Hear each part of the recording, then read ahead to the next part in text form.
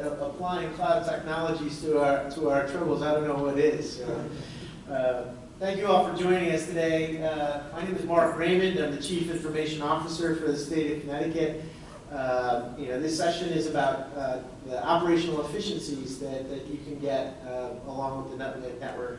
And I'm pleased to have a wonderful panel who's going to sort of lead a discussion with you today and perhaps have some time for questions as well. But we have Jennifer March-Wackers as the Director of Municipal Services from the Capital Region Council of Governments. We have Greg Bugbee from the Connecticut Center for Advanced Technology. And we have Lyle, Wray, who's the Executive Director of the Capital Region Council of Government, to take us through this today.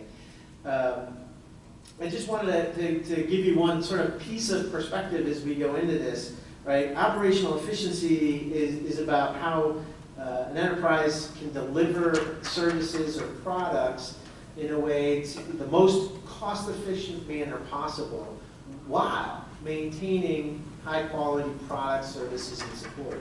So I think as you hear about some of the presentation today, think about what an enterprise means in the context of the discussions we have today. Who constitutes our enterprise that we're trying to deliver these services? And save up your questions. We'll have some time at the end. And who wants to get started? Lyle. Thank you for joining us. Thank you. Everybody, we have a big enough room, don't we? Actually, I've been around here on technology for 1,000 years. My successor in county government in Minnesota just retired, which is a hint. But back in the late 80s, I basically used laptops with public health nurses and social workers to get to the clients. I go way back. I love technology. I'm a generalist. I couldn't never programmed a VCR, which I think sort of says everything. But I think three parts of what we're going to talk about today excite me. One is getting connected through a network like Nutmeg, which is, I think, extremely important. As we all know, it didn't go down during Sandy, which is critical. So a reliable, strong network. The second piece is the whole issue of a public cloud server, and software as a service is huge. And why I bring up my old experience in the Midwest was, as a county manager, I was writing checks for $750,000 for modules of ERP, like 4 times. And now you can rent it on the internet for software as a service for $1,500 a month. So that's the kind of economics that happens. Similarly for document management and other things. So that's a very important piece. And the last piece is what we might call platform as a service. Really good in disasters. When we had a number of towns in various storms that just died, the electricity went out and the town hall didn't return phone calls, and they were out of business. Bad idea. And I go back, and not as probably as far as some in the room, but mostly where backup was the IT director stuck tapes in their trunk. You think I'm kidding, don't you? I'm quite literally making that point. But now the goal is disaster recovery, where you go to an emergency operations center the next day and flip the switch and your phone's working, your software is available, and use email. So that's the kind of resilient disaster recovery. We see no indication that weather's going to get any better anytime soon. So I think that's very critical. And then the other piece of platform as a service, aside from disaster, is the issue of putting it nicely, the age of some of the infrastructure in some of our towns in the state. We still have AS400s. Without putting too much of a point on it, there are people who were born after AS400 stopped production in this room. Right? That's a hint. So it's like McDonnell, it's like Delta's MD-80 airplanes. Ditto. Many of you were born after they stopped making them. So we have reliability issues. So there's somebody in the basement jiggling wires on an AS400 somewhere in the state who's showing maintenance. And the software is so bad that it's unlike COBOL, where you have to sort of get people out of retirement in Florida. Everybody died that did AS400, so you just got to read manuals. So the three pieces: connectivity to the Nutmeg network, which is reliable. The second piece is software as a service, which is extremely exciting, and we're going to hear more about that. And then the whole issue of platform as a service in terms of disaster recovery and replacing really bad old equipment. I'm not looking at you, John, so relax. But those are three really important pieces of this and why it's exciting. And again, it says something kind of sad that I'm excited about those three things, but we'll just move on. Okay. So the problem with traditional information technology is it's capital intensive with irregular budgets. And I've had the misfortune of going before a county board, which is just about as bad as the town council, for millions of dollars in IT, and then I come back 3 years later and start over again. And I look at you like, we just built a road that's going to last 20 years, and technology is like this really unpredictable deal. So I once had an IT director who was an IBMer, and was trying to sell SNA gateway architecture. Remember that? So, you know, we come back a year and a half later and say, never mind, throw it all in the trash. So the problem in the public sector is capital. The private sector has capital and can really replace things. In the public sector, you have to scrap for every nickel. So if you want a $10 or $50 million upfront IT investment in a medium-sized community in Connecticut, I mean, good luck on that. It's very tough. And particularly when you look like you don't have your act together, when you come back in 18 months and say, oops, we forgot about mobile, or oops, we forgot about, you know, whatever. So that's it. There's an inherent problem with technology that we talk about. Prone to hardware failures, there's a low tolerance for failure in the public sector. And again, the resilient disaster recovery models are going to be very important. Systems only thrive with care and feeding, and they deteriorate without. And this is a very important part of this. They're not set it and forget it. It's not like a thermostat in your house. You put it at 68 degrees and hope for the best. Almost any major complex system needs all kinds of jiggling and care and feeding, which is a very big challenge. So that is a real challenge for small and medium-sized communities that don't have someone to do that regular jiggling. And so, not to mention names, but when I arrived at Krog 12 years ago, we were running our major financial system on DOS. I'm not kidding. I hadn't seen a black screen with a greater than blinking green cursor for a long time, and there I was. Because it's a small organization, they didn't have the capacity to sort of upgrade to Windows, which is pretty wild. So that's a significant issue as well. Towns often purchase more than they need or don't have enough. It's a real issue of scoping. How much do you need? You know, it's the old story of requirements analysis. I always love this. You know, ask people who don't know what they want, what they want. You know, something wrong with that equation. So you say to people, exactly what kind of storage capacity and cycle speed you need. Huh? So scoping is a real problem. And one of the things about networks and software as a service is scoping, and storage as a service, of course, is scoping errors are not fatal. You can sort of move it around a little bit. But if you've got 5 AS400s in the basement, you got them. And good luck. You know, they make good boat ballast, I'm told. So there's a lot of traditional IT has a lot of baggage that are a real problem. And so the other thing is, I think towns are struggling with information technology, mainly because the next generation is assuming that this stuff all works instantly and seamlessly. I saw one of my favorite YouTubes a couple of years ago, so it was more novel then, of an 18-month-old girl playing with an iPad, and she was like, you know, crunching and images and flipping through books and all this kind of stuff. And they gave her a real magazine, and she went, you know, tried to fool around. She said, broken. It's one of my favorites. So that we're broken to them. We need to sort of step it up. So there's an assumption this stuff will work seamlessly and easily. Yeah, good luck on that. And so towns are struggling with that issue. We're awash in data, emails, and paper. Some of you remember the paperless office. Remember that? I have how many cartons in my office? I mean, it's a lot. So the paperless office actually may get here. We may live long enough. I mean, we're now embarked on, what is it, May 13th? Today, Friday the 13th. We have an RFP response on electronic document management systems. We actually may get there. And again, there's sort of 3 phases of that. You know, digitize everything you've got, then get rid of it and replace it with electronic file transfers, and then fully electronic. But the upshot is we are drowning in stuff, filing. We had a situation a few years ago where we had a freedom of information request that caused total chaos in our organization. It's like, give us everything you've ever communicated with this large agency forever. Great, thanks a lot. And in terms of the scale of the challenge to do that, it's a nightmare. If you have electronic document management, you put in, you know, search term, date terms, done. That would be worth a lot to me. So we really need to get rid of this. It's not just that we have paper, it's brittle, rigid, inaccessible, and a real pain. And again, in Prague, we have like, you know, 70 copies of the same retirement notice somewhere in everybody's files, so there's duplications, and then critical documents are missing, and nobody knows what they are. And our storage facility out back for a long time was really interesting. It was something out of you know, a Chucky movie with rats. So data, emails, and paper are actually much more of a problem. The old estimate of $25 or $30 for writing a letter, et cetera, it's just a nightmare. And so we're actually, I think, as I mentioned, the generational paradigm, there's only greater rising expectations on what services are going to be available to you. And I think it's going to be very important. So citizens are going to be demanding convenience, efficiency, sustainability, transparency, and results. And IT, I think, and I've been a huge fan of it forever, as I say as a generalist, is one of the great leveraging tools available for making things better. And what I found fascinating in my role in previous lives was bringing people together and say, we're building a new IT system, we need your input to help make it. And it turned out to be like that children's parable of the magic soup stone. You know, you just sort of say, this is a stone that's magic, it makes soup. So you say, I want a bone from you, I want vegetables from you, and some meat from you, and you end up with soup. Well, it's the same thing with an IT thing. Let's all work this IT system out together, and it turns out you can actually fix a lot of things broken in government. So we had one electronic system for people to access 14 nonprofits. You could get into the emergency shelter database for 14 different agencies. But it was all, the pretext was we're just making this IT system. Well, what we really did was quite different from that, but it's very important element. Now this is my favorite infographics. It's going to be as bad as PowerPoint's going to have infographics overload now. But this tells the whole story of connection to Nutmeg, the public cloud, and the software as a service and platform as a service. But the upshot of this overview, I think, is it helps to communicate to regular folks what's going on. And I think that makes it very, very concrete.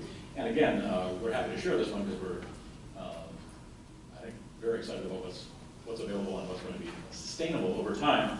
We're now getting to critical mass where we don't need, aside from Nutmeg connection, we don't need a whole lot of state money to sort of keep moving ahead, which is a good thing to be. You know, I just looked at the state budget forecast for the next 3 years, and that's a good place to be. You know what that is. So the upshot of this is the three pieces I mentioned to you, the network, the public cloud, and the software as a service, platform as a service. We are now at the very beginning of the S-curve, and we're just starting. So we now have 5 or 6 things around there, give or take, plus or minus. And as we get more and more of them, as I said, electronic document management, the last 2 applications that was mentioned in terms of this, electronic document management, here's the quiz. How much of government involves a piece of paper with something on that's important with a date stamp? Well, everything? Everything we do? So document management is crucial. The second thing is how big effort or issue is HR? Huge. So between document management and HR, those two could eat the world in terms of a lot of things that are driving now. It's crazy. So we're very excited to move forward on this Nutmeg service cloud model. And as I said, we're, aside from relying on the state for making sure that the Nutmeg network / CEN doesn't get impacted negatively in the next couple of years, we're actually going to move very, very quickly ahead on that. So I'm very excited about it. Just tell me when I should shut up. Am I about done? Am I done? So that's in conclusion. As I said, I see this as very exciting. I teach e-government on the web. The thing about it is, it's an opportunity to restructure and modernize services using IT as the excuse. That's the real deal. So you don't put the old bad system on here. You actually modernize it. And when we did online building permitting a few years ago, we had towns doing pen and paper with checks clipped onto stacks of paper being passed around to half a dozen sets of hands in towns. That's where we started. And we now have an end-to-end online building permit where you print it out and stick it on your door. That movement, IT facilitated it with all the conversations, making sure that the tradespeople who were going to be doing the work were actually on the state list as the licensed vendors. All that stuff was a way to redesign the online building permitting system. I think the thing about I would say is IT and the systems you'll hear about today are really good occasions for bringing people together to help redesign government services to work better for people. So I think that's the piece about it. It's not the star child in 2001 Space Odyssey that floats up into space with all those new mega data discussions. It's really very concrete. How can we get police and fire faster to homes? How do we get paper out of people's way? And that's the kind of piece of that. So with that, I will turn it over to the next person. This is Jen March-Wackers, who does all the work for us. Well, at least on this topic, it's not all the work. And I have lots of help, so I appreciate the introduction, Lyle. Thank you for laying the groundwork for all of us. So CROG's involvement with Nutmeg Network, well actually Lyle had a dream of connecting to CEN before he knew he had a dream about connecting to CEN back in the day. Has been a long road to convincing folks that municipalities also could benefit from this network. And so when we were given the opportunity to have a municipal connection program with DAS Best at the helm of that effort, with OPM funding, we really hit the ground running. We had some ideas for many years as to how we would use the network for the benefit of municipal operations. So that's really the name of the game in municipal services, which is the department that I run at CROG, which is just helping the towns work more efficiently, whether that be together, whether that be a master contract that people use individually. We're constantly having that conversation, and one of the last areas that we knew would be very powerful and meaningful to that end is IT. And now that we have the CEN connection, we really believe strongly that this is going to be an important tool for the next 10 years, easily, where we really see tons of potential for us to roll things out, and frankly, a lot of impatience growing, but a part of the towns of why aren't we doing this yet or that yet, or, you know, and part of it is, well, we just got started 2 years ago, really. So, but the good news is that, you know, the advantages of the Nutmeg Service Cloud are pretty evident. I mean, we believe that the political and the cultural landscape has changed to the extent of the presentation that I moderated earlier today on cloud services. The first gentleman talked about the cloud maturity model. I believe in Connecticut we have a technology maturity model, and we're really starting to embrace technology. And part of it is the millennials coming in and really forcing that change and making us think about the way that we offer services as local governments, and frankly school systems and libraries and everyone else too. But these digital natives are the ones who are really going to make us do this. I mean, we're not going to get away with the old methods anymore. They're not going to show up at town hall. They're not going to be tolerant of having to do paperwork and triplicate. This is just not going to work anymore. And to be honest, there's a lot of efficiencies to be gained. So not just the cost savings, but there's enhancements to security. You can increase your citizen engagement. There's significantly reduced risk financially and otherwise. It's scalable. There's partners ready for you. So it's not just CROG and CCAT that are doing these things, but lots of folks who are starting to realize the power of the network and coming together and starting to want to do things on the network. So I'm going to very quickly turn this over to Greg Bugbee, who is not Dan Salazar. He is Dan Salazar's replacement today, so don't get confused if you thought you knew what Dan looked like. It is Greg Bugbee. But I'm going to talk just very generally about the advantages of the Nutmeg Service Cloud. So the Nutmeg Service Cloud is the coin of phrase that we've adopted that basically describes a data center that sits on the Nutmeg network that all of you can connect to as a layer 2 connection. So for the techie people in the room, you understand what that means. For the non-techie people, that means you have a private secure connection to a data center that is not sitting in your building. And it's just as good as the server that sits in your basement. And it's probably better, it's better protected, it's got more redundancy, and it's got all the things that you would wish you could afford to have with your data management in town hall, but you're able to get this over the Nutmeg network. At a gigabit speed, frankly, which is pretty powerful. So it's not the internet. This is not Amazon Cloud. This is not Azure. This is not any of that. This is truly an on-network offering. It has a low latency. I got that right. It can be self-service or managed service. It has been subsidized by the state. So part of what we've been doing the last 2 years has been launching what are called Nutmeg Networks demonstration projects, and we provided you with a handout on all 5 projects that are underway right now. And the first 3 are coming to conclusion from the pilot phase, and we're moving very quickly on the last 2, as Lyle mentioned. And so what we're seeing is that we can provide, as a government agency with a nonprofit partner who is agnostic on technology and doesn't resell anything, a flexible public cloud, the Nutmeg Service Cloud to you, hosting services at half the cost, streaming video services 20% off. I mean, it goes on and on and on. I mean, just in the first 3 projects that we've seen, we have over $800,000 in savings for the 17 towns that are in those first 3 projects. And that's significant. Those are real dollars. And I think that what we're excited about is the potential for even more. So at the end of today, when we get to the Q&A, what I'm really hoping is that we'll be able to open up the conversation about what are your burning issues in town hall or the library or the Board of Ed, and how would you like to see this Nutmeg Service Cloud used to your next goal with regard to IT. So with that, I'm going to turn it over to Greg, and he can talk a little bit about the system. Thank you very much, Jen and Lyle. I certainly appreciate it. So the whole concept of the Nutmeg Data Center is really to make an extension of your network and make the services that you're accustomed to have appearing in your own town hall or school hosted somewhere else. A lot of times we have servers that Jen alluded to that are in a basement somewhere. The UPS has a little blinking light on it, and it's caked up with dust or something along those lines. Others have robust infrastructure, and that robust infrastructure could need a place to be backed up or housed separately.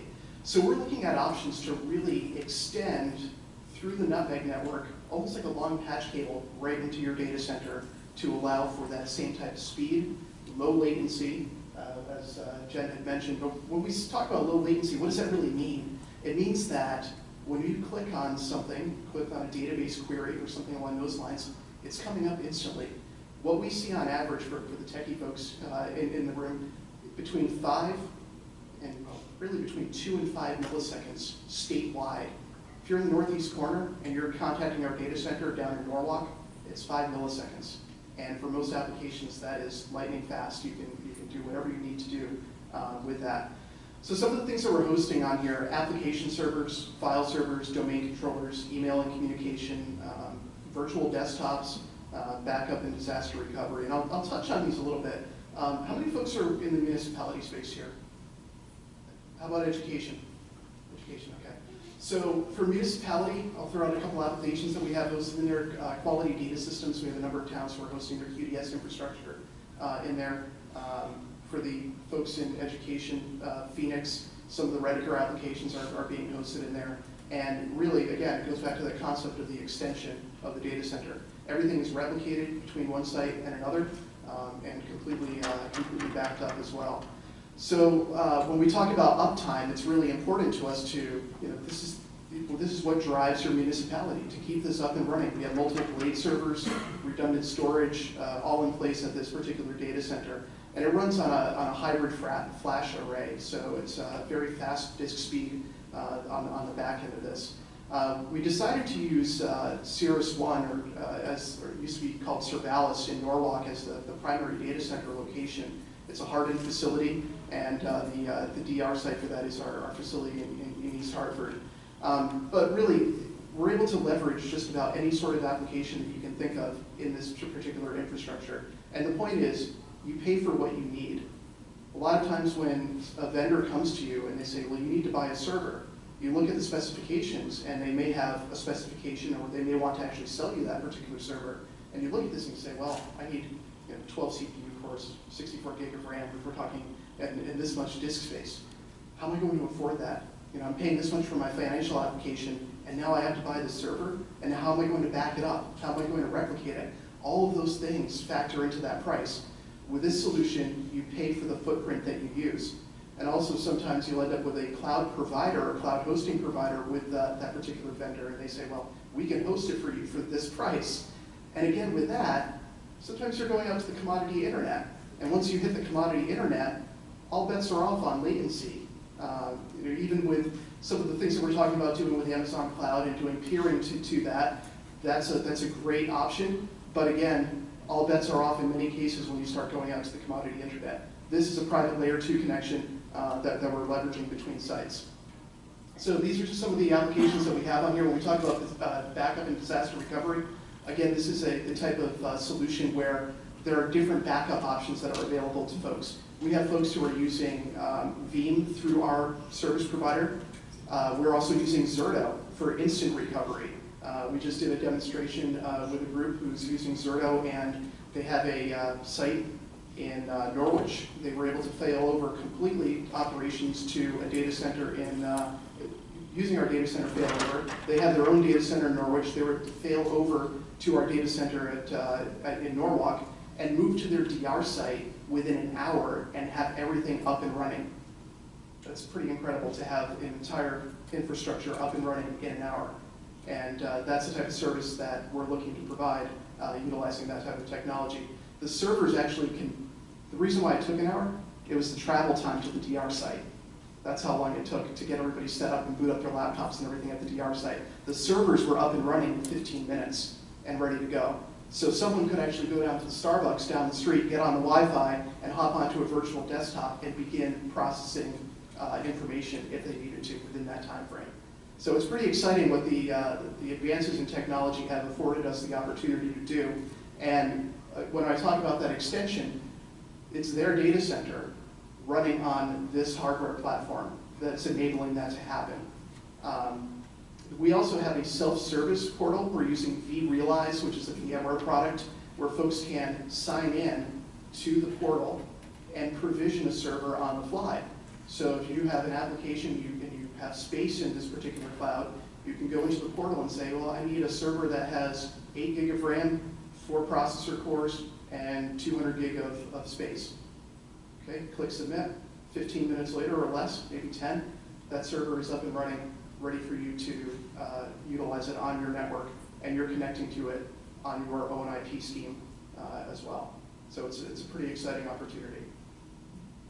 When we talk about backup versus disaster recovery, like I mentioned earlier with that DR scenario, it's more than just restoring files. I mean, you can do that, but how much time how many folks have had a server really melt down, completely melt down? And let's say it's a physical server, and it's a physical server that has some specific hardware requirements.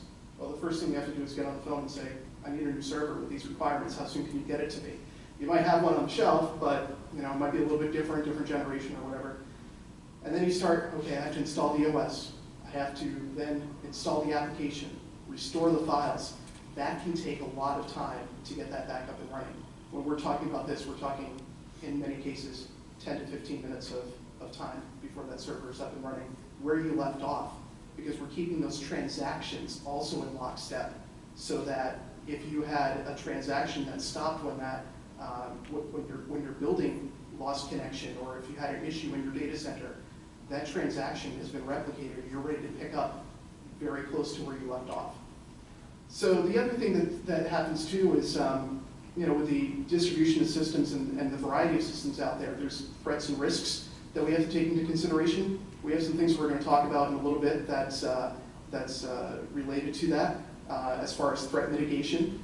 And also, the thing is that we want backup to be connected to your goals and to your mission. So we can offer that type of service where you're up in 15 minutes, but maybe you say, well, that's not really necessary. Maybe I can tolerate a little bit more downtime in here, and maybe just use this as a place to pull my files from, or boot up a VM in a couple hours or something along those lines. There's a lot of flexibility in the options that are available to you. So what else do we have going on over here? Human Resources Portal. This is an application that we're actually developing where towns can have all kinds of information at their fingertips with human resources. Electronic Document Management Program, that's what Lyle and Jen were referring to earlier. The next one is very interesting. Police body camera systems and video storage. This has come up a lot in the news lately, where folks have said and gone out, there's a lot of companies that are doing this now, but the storage is so expensive. And one of the other issues that we have is some of the providers utilize cloud platforms such as Amazon Web Services and Rackspace and others. But once you start hitting commodity internet, those transport costs get extremely expensive. So those providers are charging a premium for those particular cloud services. By keeping these services on the network, we keep that transport cost low, but we also keep the connection fast. We're also looking at finance systems and ERP and cybersecurity. This is a very interesting one that we're looking at too. We're looking at a cybersecurity model that's a proactive model of detection of threats on your networks. So what it does is it establishes a baseline, and it looks at your file shares and it looks at your systems, and it establishes a baseline where it detects anomalies. So for example, if you have someone all of a sudden with an account that has never accessed certain files, but all of a sudden that account has particular permissions to access certain sensitive data, you get an alert that says, this person has never accessed this before. What happened to their rights? What changed here? Is there some kind of compromise? Or if in the middle of the night, an admin account starts accessing files and there's no one around or no one doing anything, alerts start going off to say, what's going on here on the network? And with the recent rise in crypto wall viruses and ransomware, these are the types of things that we want to head off in advance before it really impacts your organization. So that proactive threat detection and really analyzing your network with a clean baseline and then detecting those anomalies and alerting you to it is what we're heading towards. So also welcoming your ideas. We're looking forward to growing this and seeing what kind of new and innovative things we might be able to do on the network.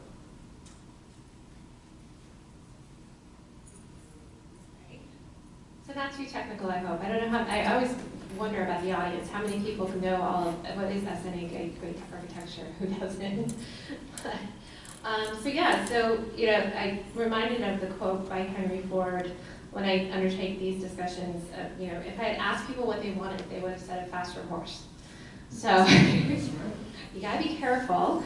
But when you look at this list, and we have, again, 2 ARPA pilots that are underway right now. They're actually pretty far down the road, where we're working on the Human Resources portal, we're working with CCM actually, so all of you may be familiar with the Connecticut Conference of Municipalities, their annual salary survey.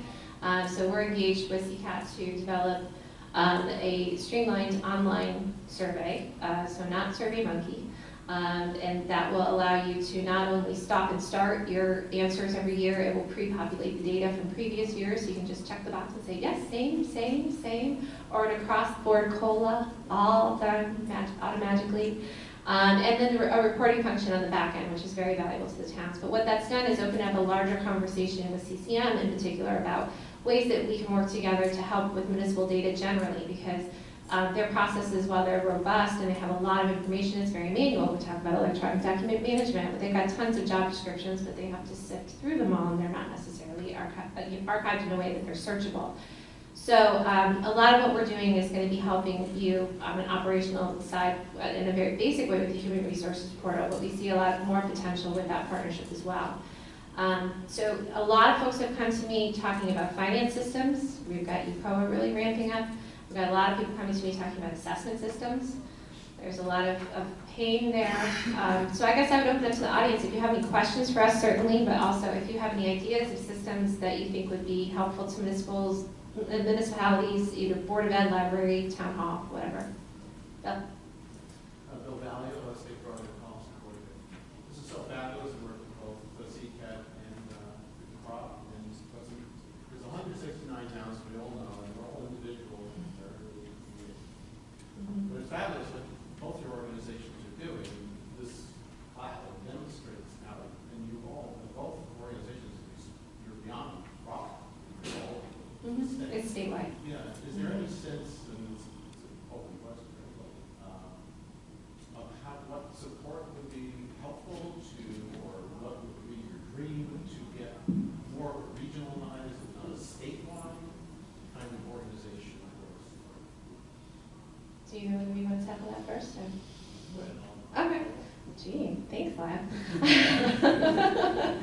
No, so, well, yeah, no, I think that the pilots, I should have said at the beginning, are statewide. And so when you look at a map and you see all the towns that are involved in the pilots, it is absolutely statewide. And we go from Fairfield County up to Talbot County to everywhere in between. And so I think what is important about that is that we found that technology is a leveler not only of operational capacity, but also geography.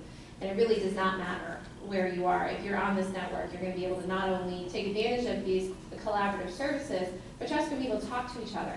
And I think that's some of where I see things going next is being able to, on a statewide basis, have towns on things like tax collection.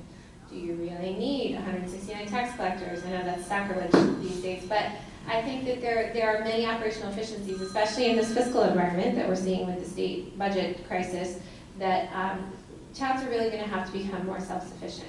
And what does that look like? And what are ways that you can share that are not impactful of how you engage with your citizens? And I think that's where technology really fits in that solution. So, Jen pretty much said it, but all I would add is I think this is one of those horrible cliches, but the space we're working in, I think that's one of those sort of the horrible cliches, is vast. Meaning we have 7 projects that will be up and running in the next few months.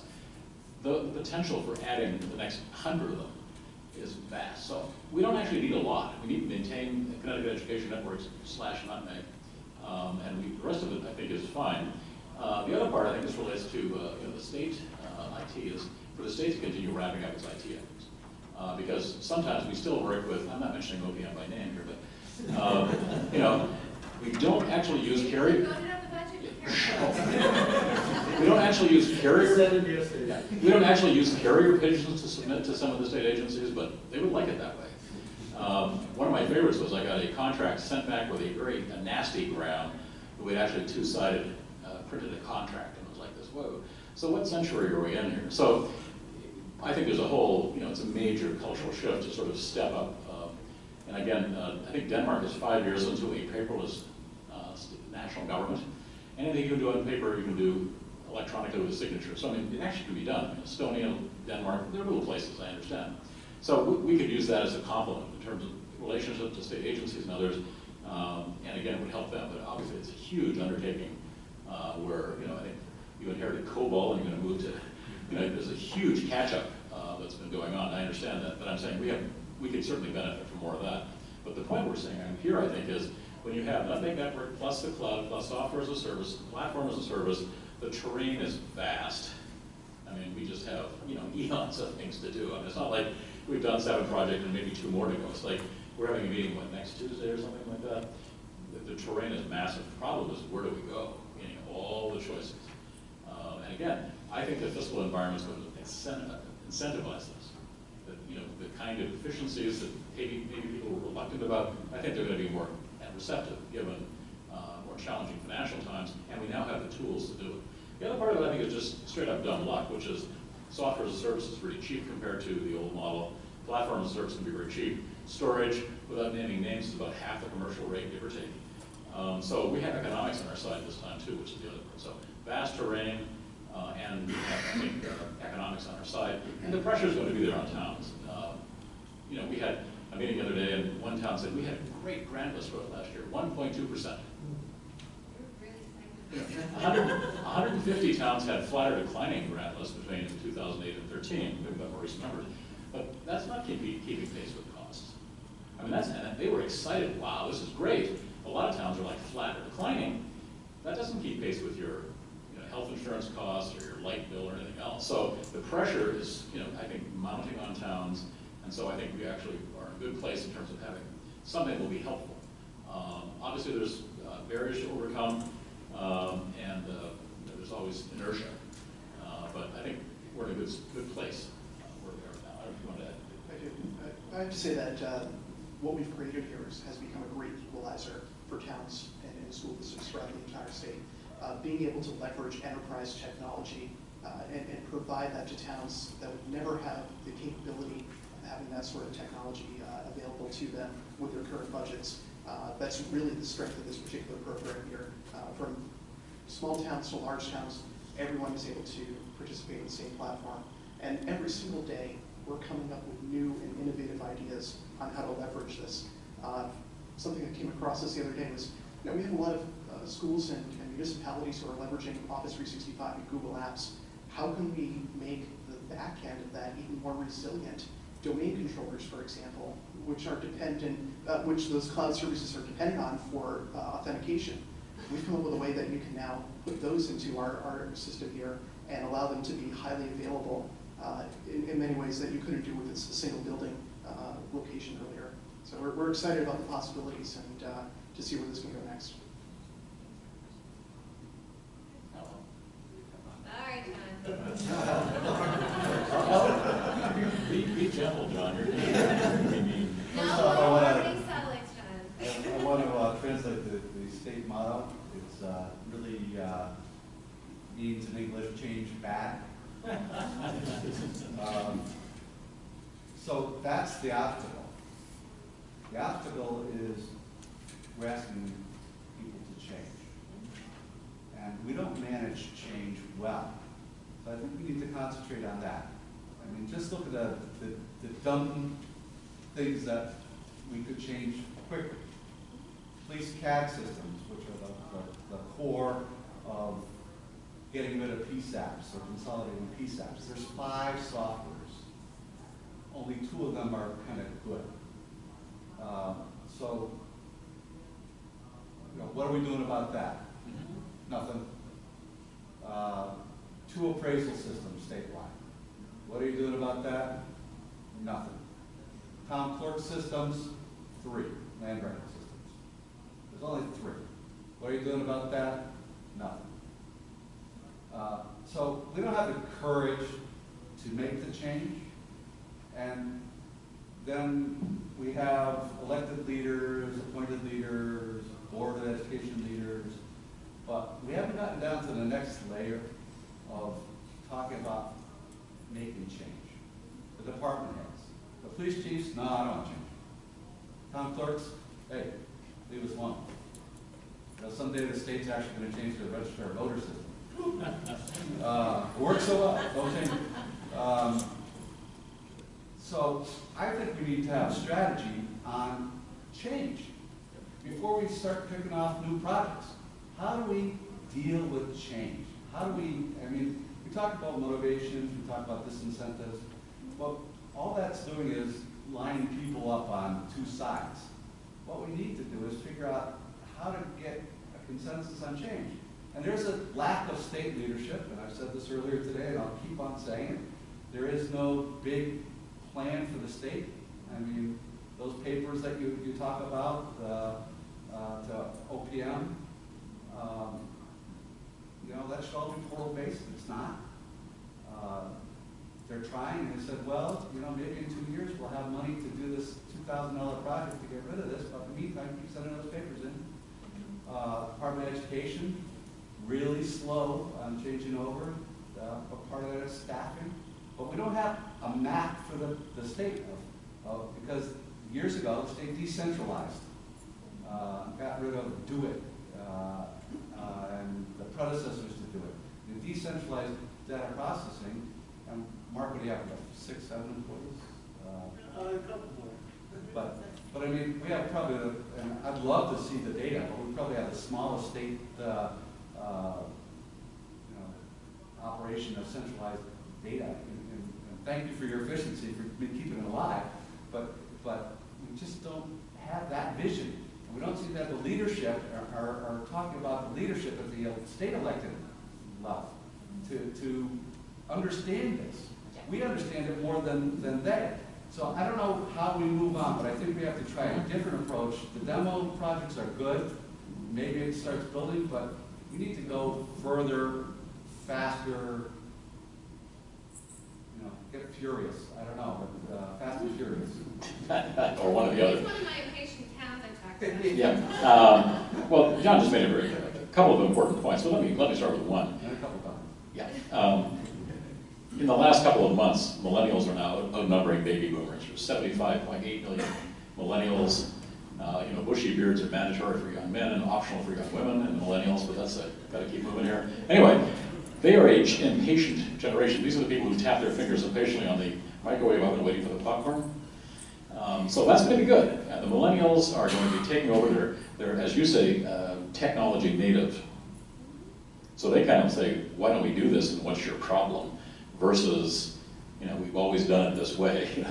So that's the first point. I think there's actually going to be a generational shift of technology native people who are going to be very happy with this. When I was in Southern California briefly, I had an intern come in and basically said, do you mind if I redo your website database and your social media? And I said, oh, no, that's fine, go ahead, run ahead. So there's a generational impact. The second piece that you mentioned is really critical. And here's my view about this, and I'm doing a shtick next week on measuring results in the area of transportation. And transportation is like technology. They're means.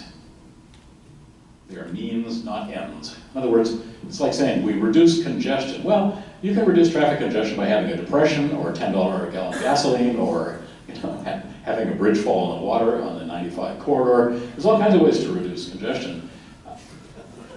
But that's not what, in other words, it's the wrong question. And going back to the point is, we need to sort of start with I think a sharper point on the stick of how do we grow the economy in the state. This is Lyle, Wray speaking, not one of your employees as a board member. We need a strong, sharp stick on the issue of how do we grow the economy here, because if we don't, the trend lines are not looking pretty. And so then, and here's the point about then, if we have a strategy for economic growth that's inclusive and all that kind of good stuff, how does IT help? How does transportation help? How do other supportive elements in state government help that happen? But if you don't drive it from the top line, people do their own thing in the middle of the bureaucracy. So you need to get back to the point. I think that's where we need to start. And I think IT and transportation are examples of very powerful tools to help achieve the state economic development vision. Without those two, my best favorite example of this was Australia found they didn't have very many small business people. So they developed a massive national site called business.gov.au. If you ever want to look at that, it's actually very good. But it has everything you ever want to know about how to start a small business in Australia. They had mentors online, they had how to become how to get into the government procurement deal, they had business planning, all that kind of stuff. They actually took the IT thing saying, our goal is to create more entrepreneurs and small business, and the IT program, which was very elaborate, and every state in Australia had a place in it, they actually started with the top line that we want more entrepreneurs to grow the economy, and then they said, how does IT support that? And that's the example. So it's not just this website sitting out there. But many, many times, I think, that's the second point. So one, the millennials will make us do it. Secondly, we need to have a sort of top-line driven strategy. The third piece where I'm optimistic, and this is kind of, you found me on an odd day when I'm an optimist. I'm usually like Bully Tomlin with my favorite t-shirt slogan that said, I keep getting more cynical, but I can't keep up.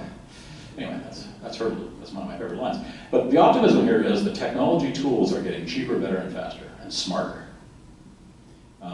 All the time. And I think, have you seen the number of parking lots that no longer have live humans on them? I mean, that'll be the next thing when people say, just like elevator, I'm old enough. I actually was on an elevator with like a human on it, right? As an elevator operator, like somebody used to like push the button for you, which I never quite understood. It must have been a union thing, right? Anyway, but attended elevators, I mean, now you look at it like, what? But the same thing here, I think, is that the technology is getting so good, so cheap and so smart. Our challenge as a society, we have people smart enough to use it. I mean, that's the deal. So across the river, where are we here? That way. Pratt & Whitney is going to make 7,000 jet engines over there, and they need people with calculus to run those machines. It's not a matter of a sweatshop with smoke. It's a matter of mathematical skills. So the good news is IT is getting very cheap and smart. The bad news, in a certain sense, is our education system is going to be under real pressure to keep up, to make people smart. So I'm not, as I say, you caught me on a day where I'm not a pessimist here, despite the state budget, where those three things I think are going in our favor. Inertia and resistance are always there. And I think it's very, very hard in very small, fragmented 169 towns to move very quickly. And my experience in the Midwest was counties moved faster than cities because they were bigger and had muscle on IT and muscle on other things. But teeny tiny towns are no different. Marchand Township in Minnesota is not moving any faster than Andover. It's a scale thing. So you need enough muscle to sort of do some of this stuff, and it's very, very challenging. So that's my optimistic tidbit. I don't know if anybody else wants to add. With regard to change management, so I've been with CROG for 10 years, but we've been at this since the late 1960s. Bringing people together, building trust, doing all that, and this is our first foray into doing things really statewide. And I can tell you in just the last 2 years, going around and talking with different towns, trying to explain the concept of the network, trying to explain the concept of these projects and why it's important, I have seen a shift. And I am very optimistic about people really thinking through technology, and not just the folks that I get to take a meeting with, but chief elected officials, people who have influence and who need to lead their community in that direction. And we are working somewhat in a void, but I'm a big believer in, these demonstration projects are proofs of concept. They are not the end of the road, and they never were meant to be. And what it's showing, not only education and libraries and others, that this network is a great resource. Let's all think about this. It doesn't have to just be focused on the towns. And I think that's where we're starting with this little slice, and we're doing little things, but it's a proof of concept that can grow, and we are getting champions, and there are folks at the state level and elsewhere that are noticing that this is true savings. I mean, when you talk about $800,000 of savings with just the first 17 towns in this project, I mean, that's in 1 year. I mean, that's incredible, and I think that that's where we have not only a cultural case to make why you should want to try to do this, but also a financial and hard facts case to make on this. And that's where I think we're going to start to see some traction moving forward. Although I know it's slower than we'd all like. I think the other thing is demand. The citizens are going to demand this type of technology. To Lyle's point, millennials are growing up, they're having kids, and now all of a sudden we're getting to the point where they're saying, paper report cards? No, we're not doing that anymore. Paper tax bills? No, we're not doing that anymore. We want to pay things online. We want to know where our snowplows are. We want to know when the person is coming to pick up our Christmas tree, so we can get that out there, because we don't have time to worry about the day. We're rushing out. We want to know when that truck's there, so we can just drag it out there at that time and take care of it. Those are the types of things that folks are demanding out there, and we need to be prepared to respond to it. So one sort of fine point on what these great people are doing for all of you and all of us as citizens of the state that didn't come out in the discussion is when I talk to cloud providers about the services that they provide, typically the answer is it's cheaper, but it's cheaper than what you currently have. That over time, the more you use it, the prices go up. But what these folks are doing and what the network has, based on the model, is that the more people that are using it, the more the costs go down. Right? So it's a very different model when you're sharing amongst the community, and you have community community members that are sort of stepping into the breach to fill that than it is by looking just at the sort of commercial relationship. So think about that as, you know, you're looking at some of the hosting services you may have here versus other things, commodities that you might be looking at online. It's an important distinction that you typically only see when you're thinking about this over a 3 to 5 year period of time than where you're looking at the cost savings that you get, you know, 1 year over the next. I think the other piece, and if we have a couple minutes left just to hear about, is that the fiscal times, I think, are causing a shift in people's desire to share. I think sharing is hard. Sharing at scale is even harder because you have a lot of different priorities that people want to have in place. But your ability to share comes with the attitude of those people who are providing the services and are willing to be members of the community. So my question is, as you've embarked on this, and you've been launching this service, how have you seen the attitudes about sharing change? Are people more receptive to it, or, you know, is that changing it dramatically? Well, when we did our study, when did we do that 8 opportunity study? So, good grief. 2013, 1,000 years ago. We looked at a sweet spot of where you get big savings and low political resistance. That's the quadrant we're trying to fill out. So we're not immediately saying, let's consolidate schools and fire departments and police departments into the region. I mean, I'd be gone by the end of the day. So we're looking at that low resistance, high yield domain, and there's a lot in there. Nobody cares where your documents are processed. Nobody cares where the check comes from. I mean, I get my Yukon check. I don't know, it's from Alabama or someplace. I don't know where the hell it is, my Yukon Health check. Nobody much, you know, complains that it's out of state. So I think that quadrant needs to be exhausted. That's the first one. Secondly, there is, I think, a shift in people willing to share a little bit more. And then when you look at the, again, the millennials are doing this, but things like Uber, that whole sharing economy, Zipcar, Uber, that's going to become a sort of norm. Bicycle sharing, which we're trying to get done on our CT Fast Track bus rapid transit line. So I think there's examples in our case, the examples of things like Uber and Lyft, people get used to sharing. And then third, I think the fiscal pressure is just cranking up. And as I said, when one of my towns thinks that 1.2% growth in their revenues is just fabulous, you can't. That's couch change. So the fiscal pressure, even if we waved a 1 in the state budget crisis that's looming for the next number of years goes away, towns have been squeezed for a very long time. So I think it's the old Henry Kissinger line, one of my favorites. Basically, having no choice has an amazing way of clearing the mind, which is, towns are going to have to do this or bad things happen. So the next time the AS400, gets destroyed in the flooded basement, they're not going to buy another one. And so there's going to be opportunities in here, but I think a very good point. I think it's, and to John Elsesser's point, that change bad. I think there's certainly a lot of resistance, but I mean, one last point about this, and this is kind of a grisly point, but there was a very famous philosopher of science who wrote a book on how do we actually change our minds, go from Newtonian physics to Einsteinian physics and all this stuff. And they had this huge international symposium, and he basically said that the believers in the old ways die, and they go away. Great. So we're in the middle of that. I'm not going to die on stage here for you as an old baby boomer. But as I said, when we have technology native millennials increasingly in charge, there's just going to be, they won't get why we have the structure we have of the AS400 in the basement that leaks. They just what is this? I mean, it won't be a matter of a great, drag them by a rope. It'll be like, come on. So I'm very optimistic about that in the long term. There's a real issue of how much you actually change a person's mind in a lifetime. People get stuck in their ways. But without having that negativity, I think there's a real opportunity here. I'm extremely optimistic even about the change side. I think that the technology makes it easier. At the same time, the fiscal pressure makes it more necessary.